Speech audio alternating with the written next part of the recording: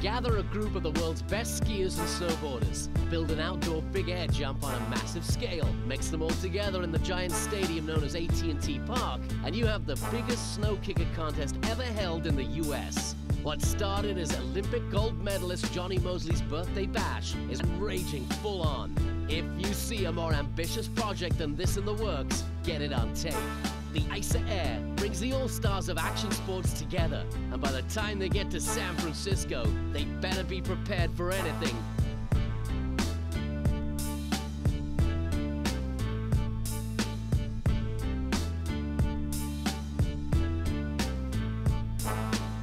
This year, it kind of looks like it's more of like an Aaron-style setup like they have in like Austria.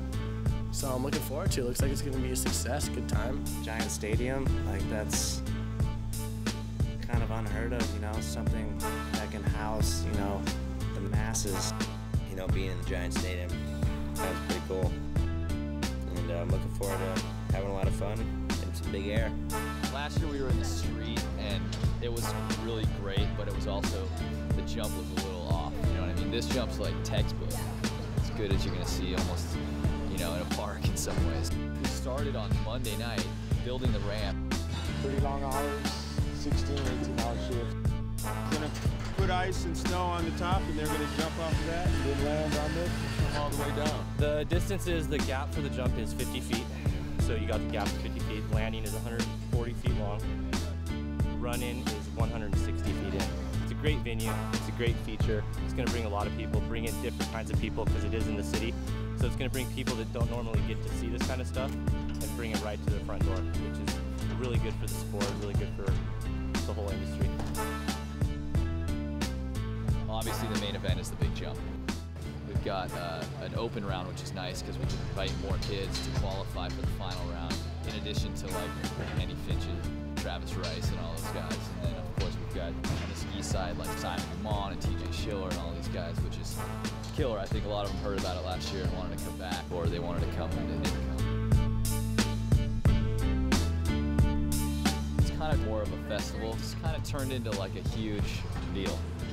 I'm stoked to hit the thing, you know? Just try to stay in one piece. As we anticipate the start of the main event, the snowboard and ski big air finals. Let's check into the Giants locker room to get the pros take. Well, I think it's cool, like, first of all, just being in San Francisco.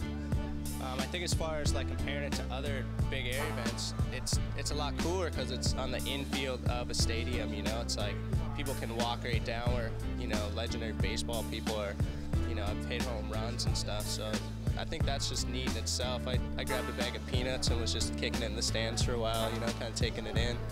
All right, so Travis, you have done a few scaffolding contests, some in Japan, you did the Boost Mobile in Chicago. Give me a little comparison to the one here in San Francisco. Okay. Yeah, well, I mean, I've been doing scaffolding contests around the world for the last couple of years, and there's always little catches, you know, that you're inevitably gonna come across, you know, when it comes to the scaffolding kicker. It takes a lot of precision to build one, and being the fact that this is their first try this year, I think that they, you know, did a pretty good job. What do you think about the gap? The gap, it's slightly death-defying. Good for TV for sure. Given the fact that there is, what, $120, 120-foot drop below, it's, you know, they don't call it extreme sports.